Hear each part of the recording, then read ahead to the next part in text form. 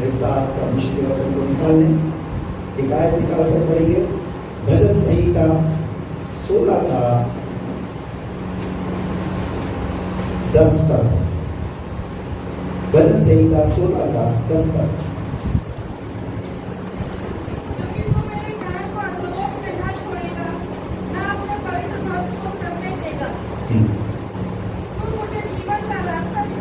हाँ, ये वाला जो हमारा जिस पर हम बात करेंगे आज, वो ये वाली आयत है। तू मुझे कौन सा रास्ता?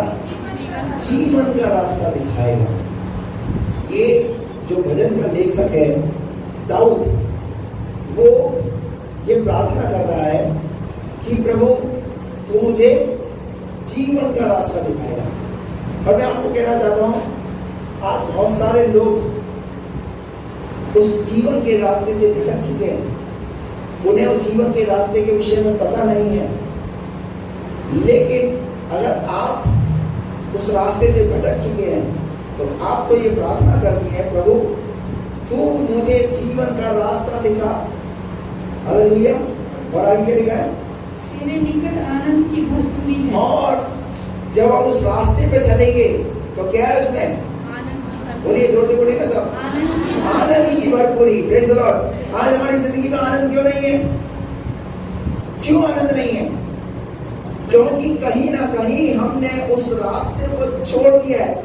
हम उस रास्ते से भटक चले हैं। शायद आप नहीं भटके तो पर आप अपने बच्चों के कारण उस रास्ते से भटक चुके हैं। शायद आप नहीं भटके तो आप अपनी पत्नी के कारण से आपने उस रास्ते से भटक गए हैं। शायद आप अपने पति के कारण उस रास्ते से भटक चुके हैं। लेकिन पता है, जब आप उस प्रभु के रास्ते पर चलोगे तो आपके जीवन में क्या आएगी? वह लिखा है, बोलिए ना, आनंद की भरपूरी। हालेलुया। परमेश्वर के रास्ते पर चलने से आपको आनंद की भरपूरी मिलेगी। आज बहुत सारे लोग आनंद पाना तो चाहते हैं अपने बल और अपनी ताकत से, अपने पैसे के द्वारा आनंद पाना चाहते हैं।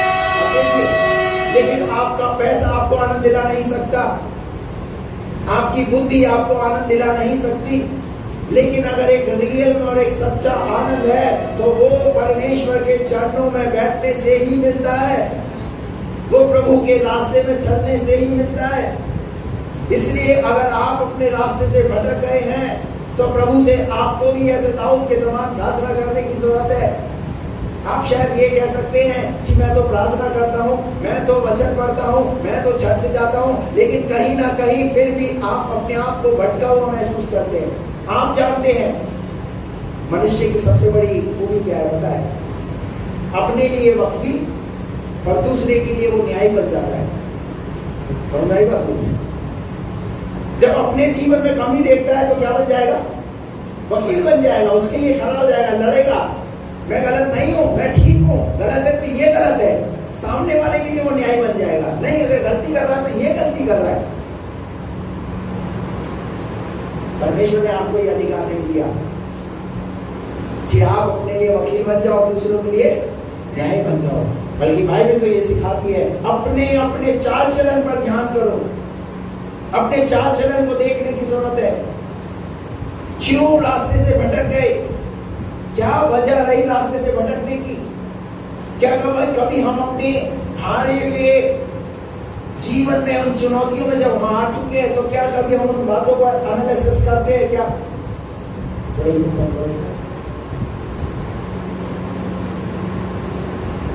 हमें अपनी हार पर ध्यान देने की जरूरत है। हम कौन कौन सी चीजों में हारे हुए हैं? अगर आपका बच्चा अगर परमेश्वर के भवन में आना पसंद नहीं कर रहा है तो आप अपने आप को विजयी महसूस मत कीजिए। मेरी बात, आप कहीं ना कहीं हारे हुए हैं। क्यों हारे हुए? क्योंकि आप दूसरी आत्मा को तो प्रभु के पास ले आते हैं पर आप अपने बच्चे को चर्च में नहीं ला पा रहे। पर आप क्या बोलते हैं? प्रभु का आनंद है हमारे जीवन में। आप शायद अपने विषय में उस आनंद को बोल सकते हैं, लेकिन मैं आपको कहूँ कहीं ना कहीं आपके जीवन में हारों है। हालेलुया। तू मुझे तेरे निकट आनंद की भरपूरी है और तेरे दाहिने हाथ में सुख सर्वदा ऐसे करो बना। काम है, सब लोग करिए ना, सब लोग करेंगे तो मजा आएगा। तब दाहिना कौन सा हाथ है? पढ़िए।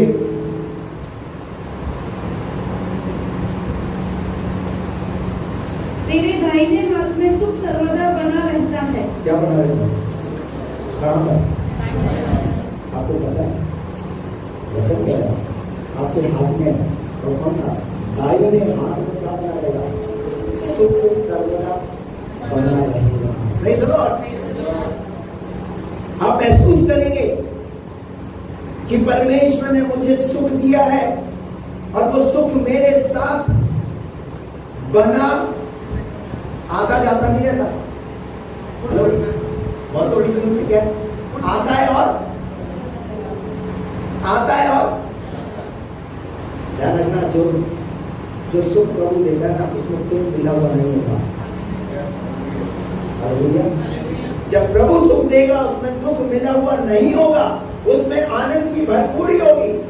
और वो जो सुख आपके जीवन में होगा वो आएगा और जाएगा, आएगा और जाएगा। ऐसा नहीं लिखा, यह लिखा है वो सुख आपके जीवन में सर्वदा बना रहेगा। Praise the Lord. जब तक आप इस धरती पर हैं तब तक वो सुख आपके जीवन में बना रहेगा। आज बहुतों के जीवन में सुख क्यों नहीं है? क्योंकि कहीं ना कहीं उन्होंने परमेश्वर को छोड़ दिया। कहीं ना कहीं जैसा परमेश्वर उनके जीवन में कुछ करना चाहता है वैसा उन्होंने अपने आप को समर्पित नहीं किया है। जैसे मिट्टी कुम्हार के हाथों में अपने आप को समर्पित कर देती है, मैं आपको कहना चाहता हूँ आपको भी आपके परमेश्वर के सामने अपने आप को ऐसे समर्पित करना पड़ेगा, उसे देना पड़ेगा और कहना पड़ेगा, प्रभु आप जैसे चाहते हैं वैसे मुझे बनाइए।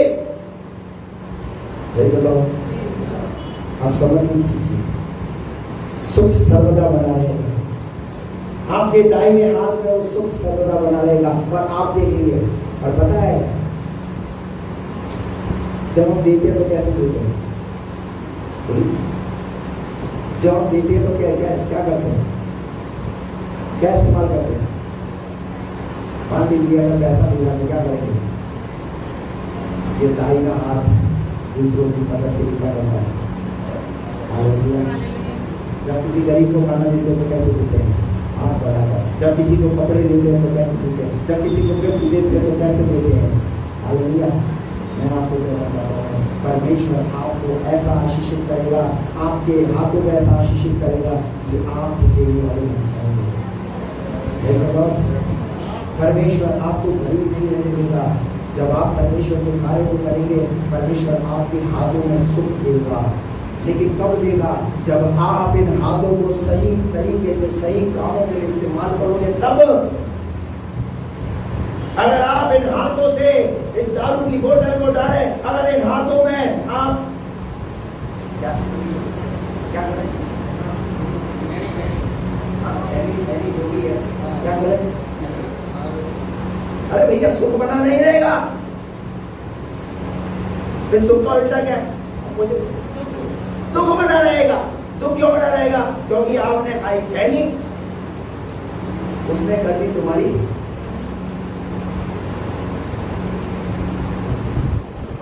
सुख बना नहीं रहेगा। अगर सुख चाहते हैं तो उसके मार्ग पर चलना। पांचवा क्या है? 5 और 40 और 40 का कुछ मसीह ने क्या कहा? 5 का 5 का 39 और 40। तुम पवित्र शास्त्र में ढूंढते हो, तुम पवित्र शास्त्र में ढूंढते हो क्योंकि समझते हो और समझते भी हो कि उसमें अनंत जीवन तुम्हें मिलता है। अभी मैं पूछूं यहाँ पर कितने लोग पवित्र शास्त्र पढ़ते हैं?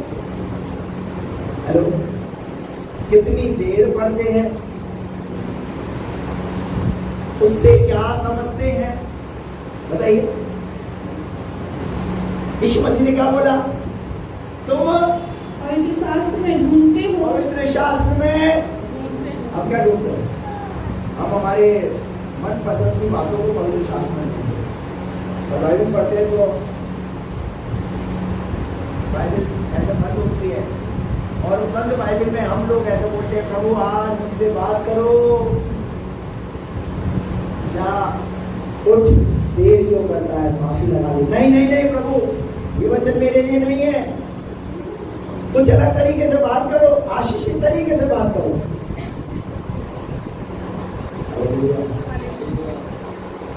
पवित्र शास्त्र को ऐसे नहीं पढ़ना है। यीशु मसीह ने कहा तुम पवित्र शास्त्र में पढ़ते हो और क्योंकि समझते हो कि और क्या अनंत जीवन तुम्हें और क्या मिलता है। और समझते हो क्या आप पवित्र शास्त्र पढ़ते हैं, आपको समझ में आता है? कितने लोगों को समझ में आता है? आता है?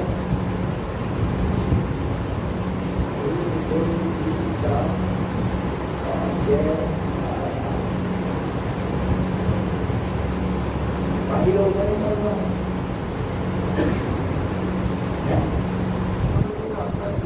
आपको पवित्र शास्त्र समझ में आना है, और अगर समझ में नहीं आ रहा तो ये आपके आत्मिक जीवन के लिए घातक सिद्ध होने वाला है। मैं आपको बताऊं, क्योंकि बाइबल में लिखा है एक व्यक्ति क्या नाम है, यरीहो से, मंत्री, एक मंत्री है, कहाँ जा रहा है? इथोपिया का रहने वाला। काय के लिए जा रहा है? थोड़ा सा आवाज करो। आराधना के लिए जा रहा है, और आराधना करके वापस अपने घर की तरफ लौट रहा है। हालेलुया। तो बाइबल ऐसा कहती है जब वो अपने घर की तरफ लौट रहा था तो वो ऊपर वाला है कौन देखा, बाइबल खोल के बैठा हुआ है। बाइबल भी खोल रखी है, गलती से हमारा रथ में तो बैठा है, क्योंकि खुले रथ में बैठा हुआ है, और खुले रथ में जो बैठा हुआ है तो थोड़ी देर बाइबल पढ़ेगा, थोड़ी देर से कोई दूसरा व्हीकल निकलेगा, कोई साधन निकलेगा तो उसको देखना शुरू कर देगा। आज बहुतों का हाल ऐसे ही है, जब बाइबल पढ़ते हैं तो जिस तरीके से पढ़ना है उस तरीके से समझ में आती, और जब मैं बाइबल को समझाने की बात करता हूं कि मैं आपके घर आकर आपको परमेश्वर के वचन से सिखाऊंगा, समझाऊंगा, उसके लिए भी तैयार हो। तुम पवित्र शास्त्र में ढूंढते हो और क्योंकि समझते हो कि उसमें अनंत जीवन तुम्हें मिलता है। मसीह ने तो कहा भाई, तुम पढ़ते हो और समझते हो कि अनंत जीवन कहाँ मिलता है? अनंत जीवन कहाँ मिलता है? वचन को पढ़ने के द्वारा। हालेलुया। लेकिन बहुत सारे लोग फिर भी बाइबल नहीं पढ़ते, फिर भी उसके अनुसार नहीं चले। मैं आपको बता रहा हूं, मैं अपने विषय पर ही हूं। आप उस मार्ग को अगर बाइबल नहीं पढ़ रहे तो कहीं ना कहीं आपने उस मार्ग को छोड़ दिया है, उस मार्ग से भटक चुके हैं। आपके नियत कार्यों के अंदर मैं कहना चाहता हूं, आप अपने अंदर जो नियत कार्य करते हैं ना, सुबह उठने के साथ ब्रश, ये नियत कार्य में डेली करते हैं। कितने लोग डेली ब्रश करते हैं? कितने लोग संडे के संडे करते हैं? वो हाथ बड़ा करते, संडे के संडे वाले हैं, संडे के संडे आलोक नहीं करते हैं, सिर्फ संडे के संडे है। ध्यान से सुनो ना भाई, मैं सोचा वहां देखो एक व्यक्ति ऐसा भी जो संडे को संडे करता है, चलो धन्यवाद, संडे के करके आता है। भैया डेली ब्रश करना है, यही बात सिखाने के लिए, यानी कहने का मतलब ये है कि आप अपने जीवन में नियत कार्य जो करते हैं वो आपकी एक आदत बन जाता है। जो डॉक्टर साहब सही है, मान लीजिए किसी को अगर बीपी की बीमारी है, किसी को शुगर की बीमारी है, और उसके बाद में वो जो गोलियां हैं वो उसकी आदत में आ जाते हैं, वो उसकी आदत बन जाते हैं कि मुझे बीपी की गोली लेनी है, मुझे शुगर की गोली। लेकिन जब परमेश्वर के भवन में आते हैं, जब परमेश्वर के वचन की बात आती है तो वो नियत कार्य में नहीं होता। हम उसे अपने नियत कार्य में शामिल नहीं करते, सब काम करेंगे। वचन की बात आएगी जब वचन को नहीं करेंगे, ब्रश करेंगे, नाश्ता करेंगे, नहाएंगे, बालों में शैम्पू लगाएंगे, कपड़े पहनेंगे, वो सब नियत कार्यों में। इवन बीमार हो गए तो डेली बोली लेनी है, सुबह लेनी है, दिन में लेनी है, शाम को लेनी है, वो भी करेंगे। लेकिन जब वचन की बात आएगी तो और नियत कार्यों में भी तो हमारे नियत कार्यों में एक चीज और मिली है, हमारी जो हमें बहुत अच्छी आ रही है, अच्छा लग रहा है, तो समझ गई, वो है फोन। क्या चीज? फोन। क्या है वो? हमारे फोन के साथ सुबह की शुरुआत और रात की नींद भी किसके साथ? फोन के साथ। थोड़ा पैटर्न बदलिए, थोड़ा अपने आप को बदलिए, चेंज कीजिए। आपको आपके हाथ में, दाहिने हाथ में क्या बना रहेगा? सुख ऐसे ही बना नहीं रहेगा। सुख बने रहने के पीछे जो चीजें है ना, उनको समझना बहुत जरूरी है। कितने लोगों को मेरी बात समझ में? सुख बने रहने के पीछे जो चीजें है ना, उनको समझना जरूरी है। और जब आप उन चीजों को समझ जाओगे, आपको पादरी से प्रार्थना करने की जरूरत नहीं पड़ेगी, खुद आप परमेश्वर से आशीषों को पाने वाले बन जाओगे। इसलिए तो आपको परमेश्वर का वचन सिखाया जाता है, इसलिए तो परमेश्वर के वचन की बातें आपके अंदर डाली जाती है। अब बताइए, एक छोटा बच्चा होता है, उस बच्चे को क्या करते हैं? जब तक वो स्कूल में पढ़ता है, माता पिता उसे संभालते हैं, कॉलेज में पढ़ता है, माता पिता उसे संभालते हैं। लेकिन वही बच्चा एक दिन जब वो नौकरी में लग जाता है, क्या करते हैं? फिर वो बोलता है कि पापा का शुक्र देना, ऐसे बोलता है। क्या करता है? अब उसे पापा की जरूरत नहीं है, अब वो खुद सक्षम है, वो कमा सकता है, वो अपना पेट भर सकता है, और इतना नहीं, वो अपने परिवार के लोगों को भी संभाल सकता है। क्यों? एक समय था उसे जरूरत थी। ऐसे ही मैं आपको कहना चाहता हूँ, एक समय आपको अभी परमेश्वर के वचन की जरूरत है, लेकिन आपको कहना चाहता हूँ एक समय ऐसा भी आएगा, आप खुद परमेश्वर के वचन को खुद सीखने वाले भी सिखाने वाले बनेंगे। हालेलुया। आपको ये बात समझ में आएगी। क्या लिखा उसके बाद? आगे बढ़िए 40 पर। फिर भी तुम जीवन पाने के लिए यीशु मसीह ने कहा, फिर भी तुम जीवन पाने के लिए मेरे पास आना नहीं चाहते। मेरे पास आना नहीं चाहते। यीशु मसीह जीवन देने वाला प्रभु है, चंगाई देने वाला, छुटकारा देने वाला। यीशु मसीह जो अपनी देह के दिनों में थे, कितने लोग यीशु मसीह के साथ हुए? केवल शास्त्री और फरीसियों का काम क्या हो गया? धंधा क्या हो गया? बंद हो गया। अब लोग किसके पीछे चलने लगे? यीशु मसीह के पीछे चलने लगे। और जब यीशु मसीह के पीछे चलने लगे तो यीशु मसीह वहां पर उनको ये सिखा रहा है, वहां पर यीशु मसीह उन्हें समझा रहा है, मेरे पीछे चलने से काम नहीं चलेगा, पर पवित्र शास्त्र को तुम्हें समझना पड़ेगा, पवित्र शास्त्र की बातों को तुम्हें समझना पड़ेगा, क्योंकि जीवन की बातें इस पवित्र शास्त्र के अंदर है। हालेलुया। कितने बच्चे पास हुए?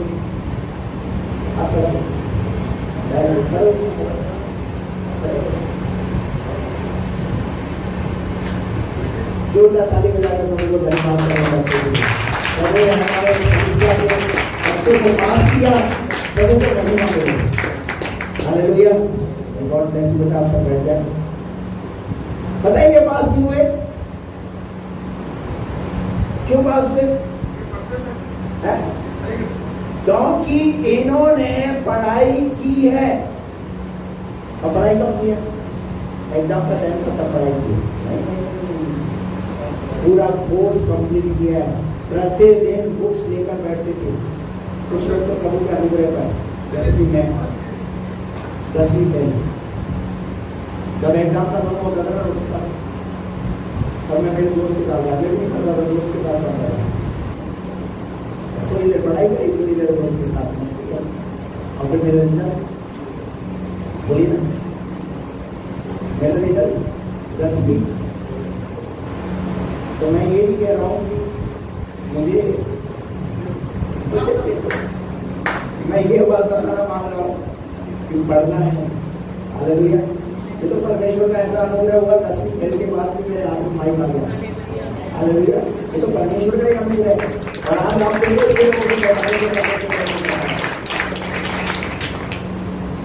मेरे सामने अगर 2 लोग भी हो और 2000 लोग भी हो, मेरा बोलने का तरीका वैसे ही रहता है। अभी कई बार मैं ऑनलाइन मीटिंग देता था ना, तो मेरी पत्नी बोलती ऑनलाइन मीटिंग दे दो, ऑनलाइन दे दो ना, सुनाई जा रहा होगा। मैं कई बार ये बोलता था, मैं क्या करूं, मेरा बोलने का तरीका, मैं ये नहीं सोचता मैं उस लैपटॉप पे भी मैं क्या कर रहा हूं, मैं ये देख रहा हूं कि सब मेरे सामने वैसे ही बैठे। हालेलुया, सही बात है। क्योंकि मैं जो इस वाले कमरे में बैठता था, जो उधर वहां से आकर ऐसे मैं ही बोलता था, हाँ ठीक है, थोड़ा सा ये जब तक जाती कमरे तक धीरे बोलना, उसके बाद वापस मुझसे भी रहा नहीं जाता भाई, मेरे अंदर है ही वो चीज, तो मैं क्या करूं। हालेलुया, परमेश्वर का वचन सच में आपके जीवन को आशीषित बनाएगा। आज अगर ये पास भी है, आज अगर इनका रिजल्ट अच्छा है, कोई 80, कोई 90, कोई 60, 50, चाहे जितना भी है, जैसी जितनी पढ़ाई उन्होंने की है, वैसे ही आप अपने आध्यात्मिक जीवन के अंदर पवित्र शास्त्र को पढ़ने वाले, उसको अध्ययन करने वाले, उसको समझने वाले बन जाएंगे। मैं आपको बता रहा हूँ, परमेश्वर की आशीषें आप खुद अपने जीवन में देखोगे। हालेलुया, आपके जितने भी प्रार्थनाओं के उत्तर है ना, प्रार्थनाओं के उत्तर आपको मिलने लग जाएंगे। आपकी प्रार्थनाओं का उत्तर आना शुरू हो जाएगा, लेकिन उसके पीछे की गहराई को, उसकी सच्चाई को आपको समझने की जरूरत है। हालेलुया, यीशु मसीह ने कहा, फिर भी तुम मेरे पास आना नहीं चाहते। अपने बाजू वाले को बोलो, प्रभु के पास आना, बोलिए ना, चलो बोलो, थोड़ा सा हिलाकर बोलो, प्रभु के पास आना है, प्रभु के पास आना है। तो क्या करना पड़ेगा, बढ़ो आगे। फिर भी तुम जीवन पाने के लिए मेरे पास आना नहीं चाहते। मेरे पास आना नहीं चाहते। क्या देता है वो जीवन देता है, अनंत जीवन, वो अनंतकाल का जीवन देता है, वो रास्ता बताता है। हालेलुया, फिर भी तुम मेरे पास आना नहीं चाहते। आना क्यों नहीं चाहते? क्या जाए बाजी देखो, तो 10वां की बात कर रही है, क्या जाए वहां, तो वो तो हमेशा उस चीज को छोड़ने की बात बोलते हैं। पता है, यीशु मसीह ने भी अपने जीवन काल के अंदर कई ऐसी बातों को जब उसने बोला ना, एक बार यीशु मसीह ने अपने चेलों को बोला अपने विषय में, मेरा मांस खाने की वस्तु है, यमुना के सत्य कैसे बताऊं, और लहू पीने की वस्तु है। इस बात को बोलकर यीशु मसीह प्रभु मेज के महत्व को बता रहे थे। यानी उन्होंने ये बताया कि एक समय ऐसा आएगा, मैं बलिदान होऊंगा, यानी मैं अपने शरीर को मनुष्य जाति के लिए दे दूंगा, मैं अपने बेशकीमती लहू को मैं तुम्हारे लिए बहा दूंगा। उस लहू के लिए, उस रोटी के लिए यीशु मसीह ने जब बात किया, तो जो उसके साथ रहते थे, जो चेले थे, उन्होंने क्या बोला, हमें ये बात नागवार लगी, अच्छी नहीं लगी। कैसी बात करते हो, मांस खाने की बात करते हो, लहू पीने की बात करते हो।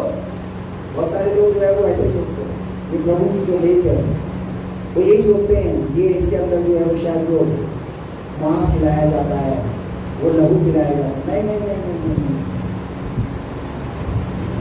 आत्मिक व्यक्ति आत्मिक बातों को समझता है, शारीरिक व्यक्ति आत्मिक बातों को, तो आपको क्या करना पड़ेगा, आपको आत्मिक बनना पड़ेगा। क्योंकि बाइबल जो है ना, वो शारीरिक पुस्तक नहीं है, ये आत्मिक पुस्तक है।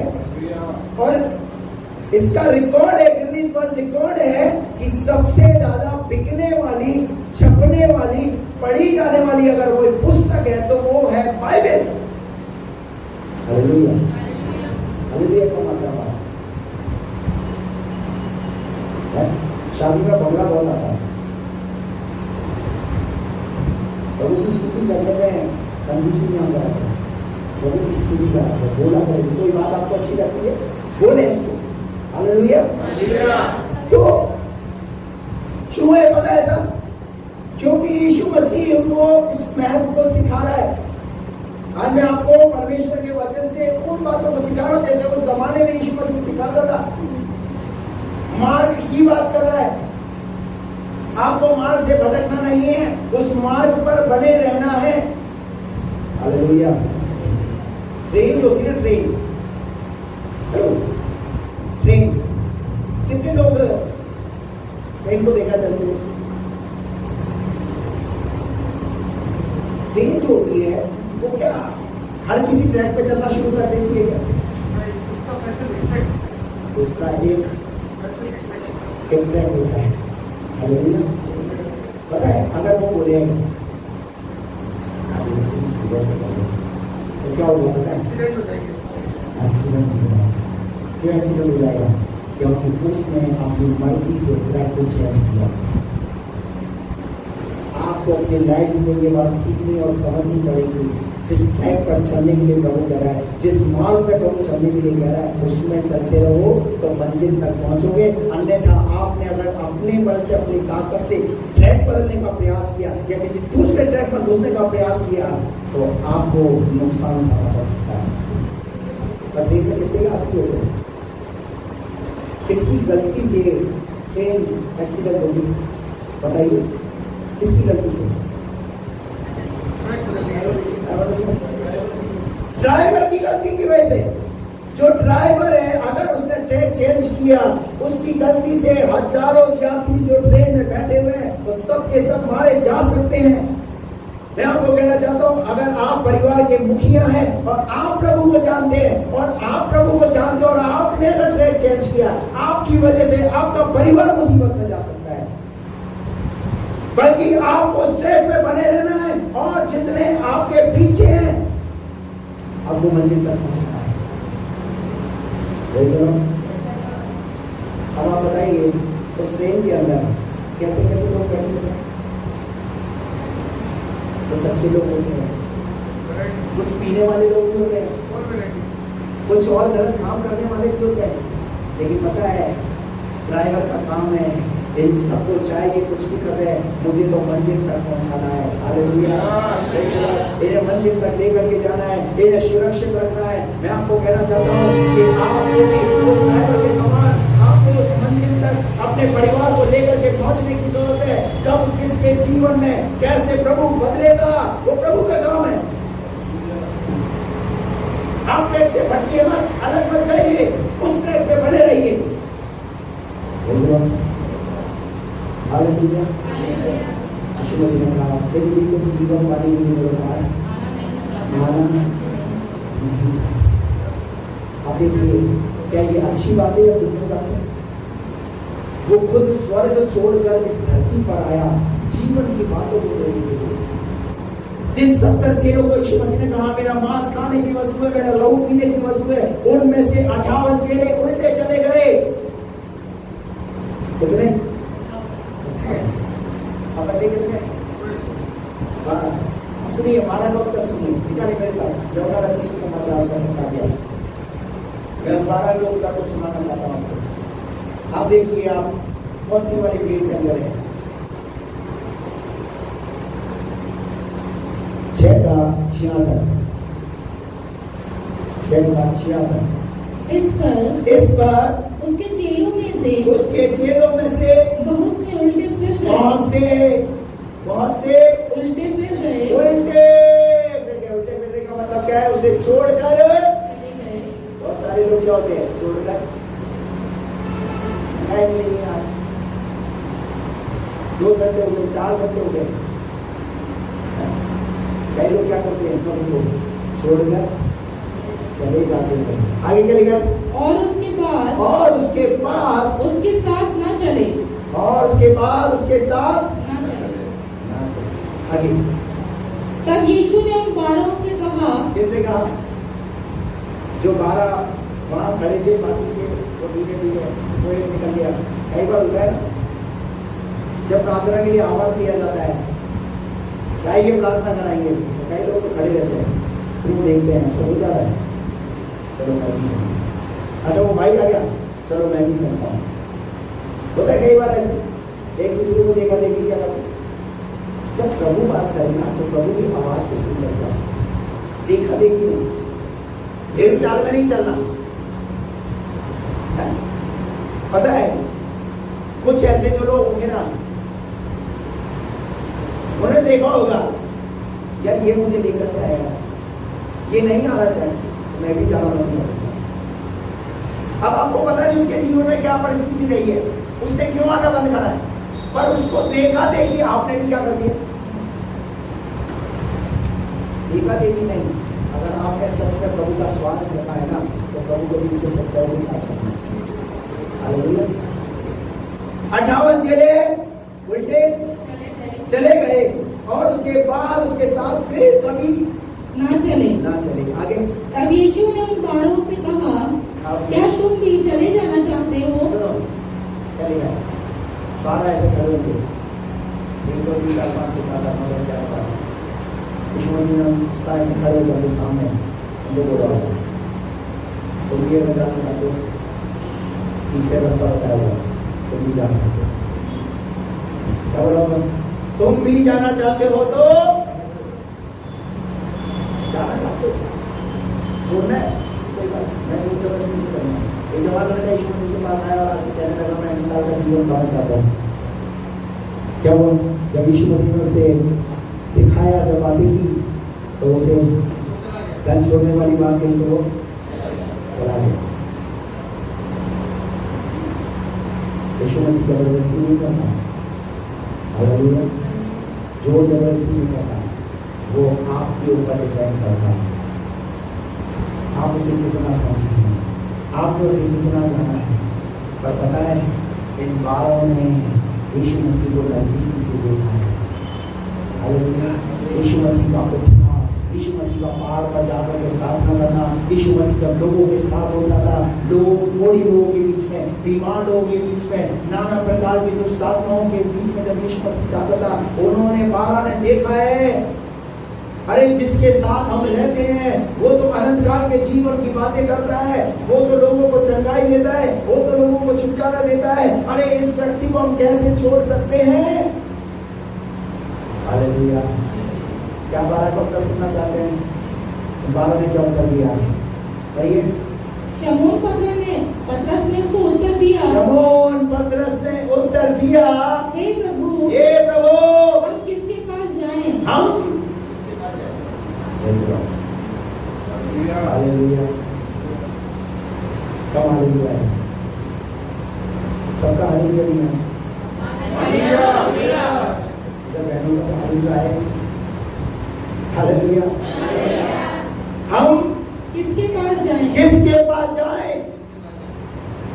किसके पास जाएं? हम घूम चुके हैं सारे संसार को, हम बदल चुके हैं, जहां गए वहां उन्होंने हमें लूटने का प्रयास किया, उन्होंने हमें बर्बाद कर दिया, पैसे से, शारीरिक रूप से, मानसिक रूप से। हम देख चुके हैं पूरी दुनिया को, अब हम वहां जाना नहीं चाहते। हम हारा हुआ जीवन जी रहे थे,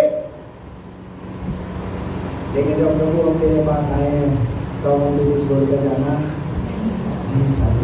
हालेलुया। आज प्रभु आपसे पूछ रहे हैं, तुम जाना चाहते हो, रहना चाहते हो? हालेलुया। क्या बोला? हे प्रभु, हम किसके पास जाएं? हम किसके पास जाएं? अनंत जीवन की बातें। कौन सी बातें?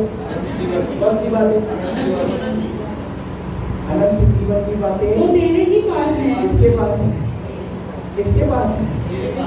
प्रभु यीशु मसीह के पास है अनंत काल के जीवन की बातें। हालेलुया।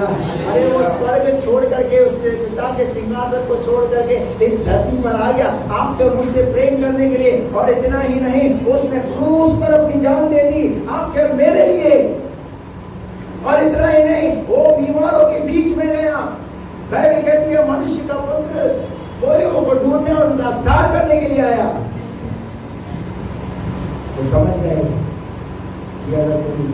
प्रभु है तो ये है।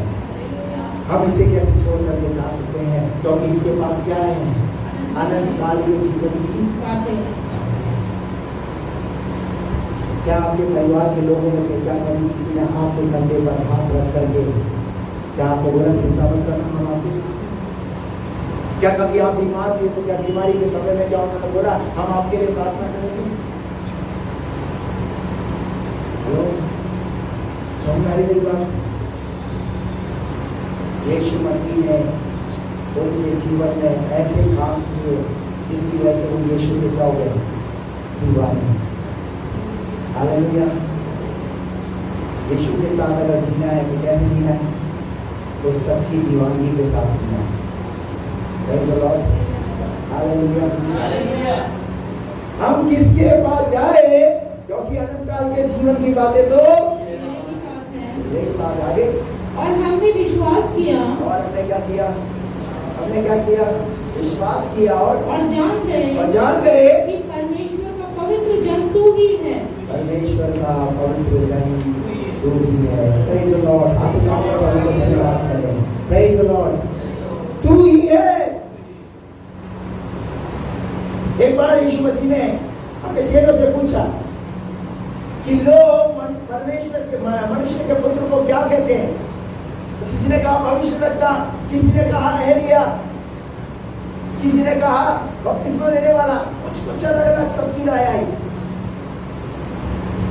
लेकिन यीशु मसीह ने एक चेला उससे बोला, अरे तुम बताओ तुम क्या कहते हो? तुम्हारी तरफ से तो जवाब नहीं आ रहा है, तुम क्या सोचते हो? तो पतरस ने क्या बोला? पतरस ने कहा तू जीवते परमेश्वर का पुत्र मसीह है। हालेलुया। अरे आप जिस प्रभु की आराधना करते हो आपको उसे पहचानना होगा, आपको पहचानना होगा। हम पहचान नहीं पाते। और क्या है पता है? हम क्या सोचते हैं? हम एक संडे में प्रभु को पहचान ले। नहीं नहीं नहीं, एक संडे में प्रभु को नहीं पहचान पाओगे। कितने लोग शादीशुदा हैं? आप करा करें। आपसे सुनना चाहता हूं, आपकी शादी हुई और शादी वाले दिन क्या आप अपने पति को उस दिन पहचान गए? नहीं।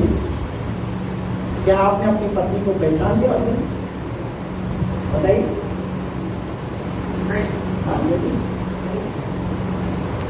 पता है क्या है? अभी तक सही बताऊं मैं आपको, अभी तक नहीं पहचान पाए है। शौकी जोर से बोलो ना, डरो में चिंता मत करो, कुछ नहीं बोलने की गल। अभी तक नहीं, पर जब चर्च आते तो ले आए यार, कुछ हुआ नहीं यार। अरे एक संडे कैसे प्रभु को पहचान लोगे? चलो तो सब सही। क्या एक संडे पहचान जाएंगे? क्या 2 संडे पहचान जाएंगे? क्या 3 संडे पहचान जाएंगे? अरे जब आप अपने घर के अंदर अपने रिश्तों में, जिन रिश्तों में आप बंधे हो, मैं कहता हूं आप माँ बाप में आप अपने बच्चों को नहीं पहचान पाते। शायद वो बच्चा आपके साथ घर में अच्छे से रहता है, पर बाहर की दुनिया में कैसा जीवन जी रहा है आपको पता नहीं। रात को 2 बजे आ रहा है, 4 बजे आ रहा है, क्या आपको पता है? दारू पी रहा है, गुटखा खा रहा है, तंबाकू पी रहा है, क्या खा रहा है? पहचान जाते हैं।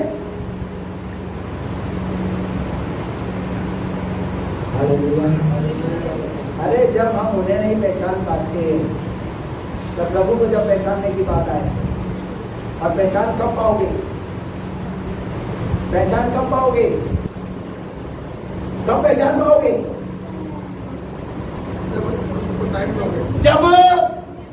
जब समय दोगे, जब साथ रहोगे, तब आपस में आप एक दूसरे को पहचान पाते हैं।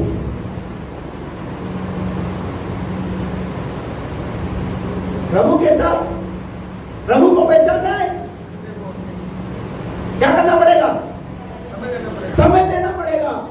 तब आप प्रभु को पहचान सकते हैं, तब आप प्रभु के प्रेम को देख सकते हैं।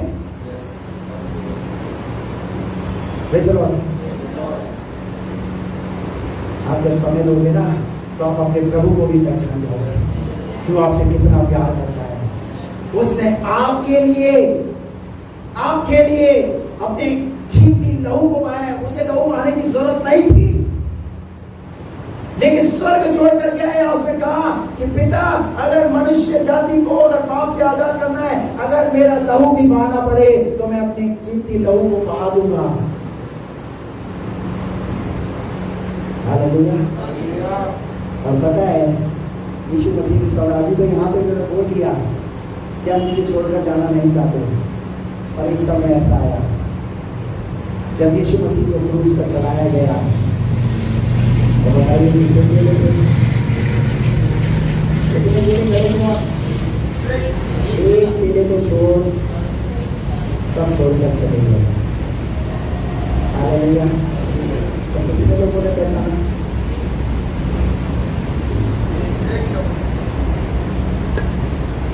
अगर पहचानना है ना तो ऐसे पहचाना।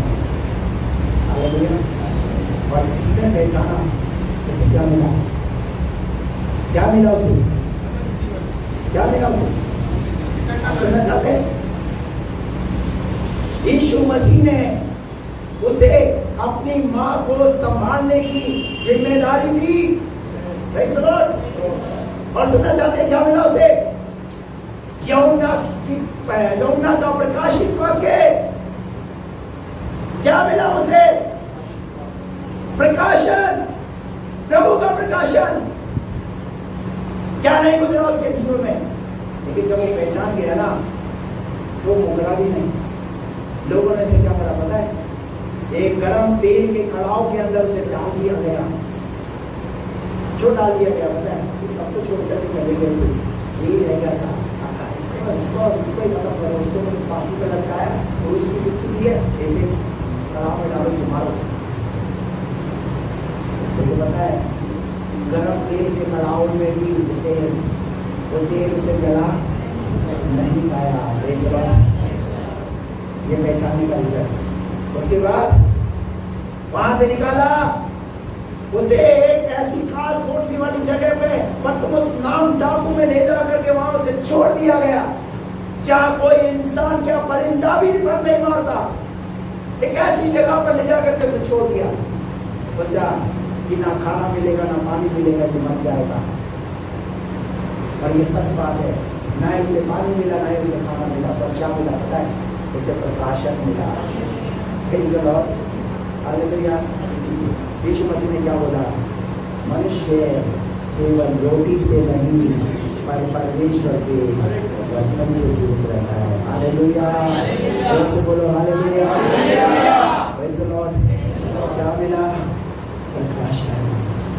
और आपको बताऊं, उत्पत्ति की पुस्तक और प्रकाशित वाक्य की पुस्तक कितने लोगों की बाइबल में सही सलामत है? हेलो, सही सलामत है? सही सलामत है ना? नहीं तो अक्सर होता क्या है पता है? जब आपकी बाइबल पढ़ती है ना, या तो वो उत्पत्ति की पुस्तक से पढ़ जाएगी या वो प्रकाशित वाक्य से पढ़ जाएगी। क्यों होगा पता है ऐसा? क्योंकि शैतान, और आपको भी शैतान ऐसे उसमें रखेगा। ऐसे इसलिए रखेगा क्योंकि शैतान मनुष्य को ये समझने देना नहीं चाहता कि मनुष्य धरती पर कैसे आया, वो कहाँ लिखा है, और मनुष्य कहाँ जाएगा, वो कहाँ लिखा हुआ है। अब बात समझ में आई? इसलिए बाइबल का हर एक पन्ना आपको संभाल कर रखने की जरूरत है। और बीच में क्या है? बीच में बहुत कुछ है। बीच में आपकी जिंदगी कैसे चलेगी, किस तरीके से आपको अपनी जिंदगी को चलाना है, वो लिखा हुआ है। आप पैदा हुए, अपनी जिंदगी को कैसे चलाना है और कहाँ जाओगे।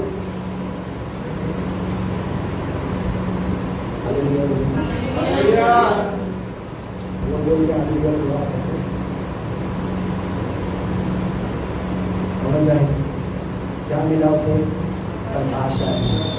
क्यों मिला प्रकाशन पता है? सबने मार्ग छोड़ दिया पर उसने मार्ग नहीं छोड़ा, अंत तक वही खड़ा रहा। और बाइबल के अंदर यूहन्ना का प्रकाशित वाक्य, आप उस पुस्तक को जब आप पढ़ते हैं ना तो कई लोग बोलते हैं समझ में नहीं आता, ये 7 दूत, 7 दीवर, 7 तारे, ये क्या है? कुछ समझ में नहीं आ रहा। 7 कलीसिया, 7 क्या है ये? हालेलुया। लेकिन आपको घबराने की जरूरत नहीं है। जब आप उसे पहचान जाओगे तो प्रकाशित वाक्य भी आपको समझ में आएगा। मार्ग से भटकिए, मार्ग पर बने रहिए। Praise the Lord. यूहन्ना मार्ग पर बना रहा, प्रकाशन मिला उसे। तेरे हाथ में ऐसे करो, तेरे हाथ में क्या चीज? सुख। सुख अगर आज बना हुआ नहीं है तो क्यों नहीं बना हुआ है? चेक कीजिए, क्यों मेरे घर में सुख बना हुआ क्यों नहीं है? मेरे परिवार में सुख क्यों बना हुआ नहीं है? बार बार बीमारियां आकर मेरे घर को जकड़ लेती हैं। मैं आर्थिक तंगी से होकर के गुजर रहा हूं, मुसीबतों से होकर गुजर रहा हूं। चेक कीजिए, वचन तो कह रहा है जब आप प्रभु के मार्ग पर बने रहेंगे, आनंद की भरपूरी होगी। और अगली बात, तेरे हाथ में सुख सर्वदा लिखा है, सर्वदा। जब तक तू धरती पर जीवित रहेगा तब तक तेरे जीवन में सुख बना रहेगा। एक बार पतरस जब नाव में था तो आंधी और तूफान की वजह से नाव क्या होने लगी? डूबने लगी। जब डूबने लगी तो एक आवाज पतरस के कानों में आई, डर मत, आ। क्या बताई? देखा, तो मेरे प्रभु की आगे कदम किसने बढ़ाया? क्या उस आवाज को और चेलों ने नहीं सुना होगा? नहीं सुना होगा? सुना सबने होगा, पर पहचान कौन पाया? एक। और जो पहचान पाया वो क्या करने लगा? हेलो, कितने लोग पानी में चले? आप क्या करें? जब पानी में चले, पानी पे क्या, हम तो वो छत की जो बाउंड्री होती है ना, तो उस पर